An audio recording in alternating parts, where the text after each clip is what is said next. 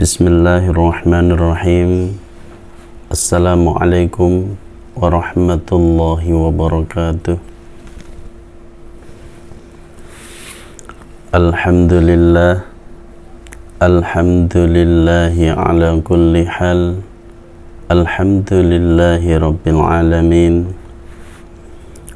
Allahumma salli wa sallim ala nabiyyina Muhammadin wa ala alihi wa azwajihi wa awladihi wa dhurriyyatihi wa sahbihi ajma'in al-kiram, amma ba'd. Bapak Ibu yang kami hormati, ada pertanyaan dari banyak jamaah yang sangat mendasar tentang apa itu riba.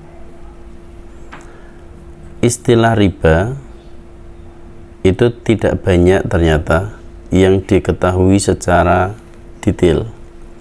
Mereka banyak yang hanya mendengar dan menduga-duga. Maka izinkan kami untuk memberikan sedikit penjelasan tentang riba sesuai dengan pengetahuan dan kemampuan kami memahami. Bismillahirrahmanirrahim. Riba adalah bahasa Arab. Di dalam istilah riba, para ulama menerjemahkan dengan kalimat ziyadah. Ziyadah adalah tambahan atau kelebihan. Riba kita temukan di dalam Al-Quran beserta hukumnya dengan begitu sangat jelas. Bapak dan Ibu bisa cek di dalam surat Al-Baqarah ayat 275. Di dalamnya ada kalimat wa ahallallahu al-bai'a wa harramar riba. Allah menghalalkan jual beli dan mengharamkan riba. Jual beli dan riba memiliki kesamaan juga perbedaan. Kesamaannya adalah sama-sama mencari keuntungan. Perbedaannya adalah jual beli itu mencari keuntungan dari akad perdagangan dan hukumnya halal. Sedangkan riba adalah mencari keuntungan atau manfaat dari akad utang piutang, hukumnya haram. Sehingga dengan demikian, Bapak Ibu yang dirahmati Allah Subhanahu wa ta'ala, haramnya riba bersifat mutlak, tidak ada khilafiyah. Dikarenakan haramnya riba berada di dalam Al-Quran dengan kalimat yang sangat jelas, termasuk dalam kategori ayat yang muhkamat, bukan mutasyabihat. Bahkan seluruh ulama tafsir yang kami baca dan kami ketahui, semuanya sama tafsirnya tentang hukumnya riba, yaitu haram tanpa kecuali. Kemudian di dalam perjalanannya kita tahu di luar sana banyak sekali orang yang mencari pembenaran-pembenaran tentang riba.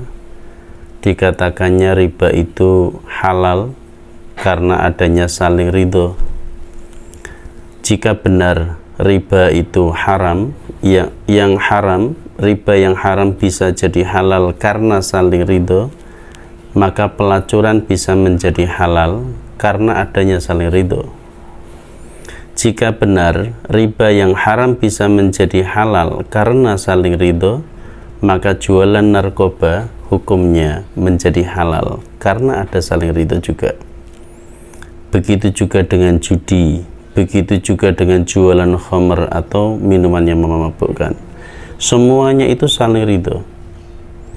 Oleh karenanya, kami harus membantah sebuah fatwa yang mengatakan riba menjadi halal, berubah hukumnya menjadi halal karena adanya saling ridho.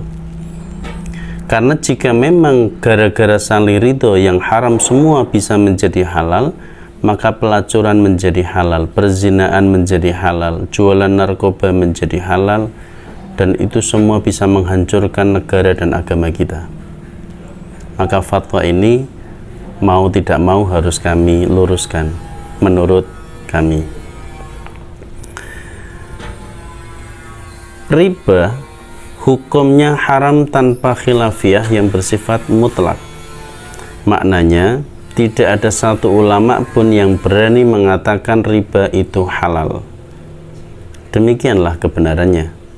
Karena jika ada ulama satu saja dia mengatakan riba itu halal, maka otomatis dia keluar dari Islam, karena dia sudah menselisihi Al-Quran, dia sudah menselisihi Allah, dia membuat hukum baru di luar Al-Quran dan Allah yang sudah ditetapkannya. Kami mengerti bahwa haramnya riba kemudian di luaran sana menjadi perdebatan, padahal tidak seharusnya terjadi perdebatan. Kemudian istilah riba di Indonesia terutama itu tidak populer. Yang populer adalah bunga. Ada yang menyebutnya dengan jasa, administrasi, atau apapun itu, tapi yang paling populer hari ini adalah bunga. Bunga inilah yang kemudian terjadi khilafiyah. Ada yang mengatakan bunga itu haram karena bunga adalah riba.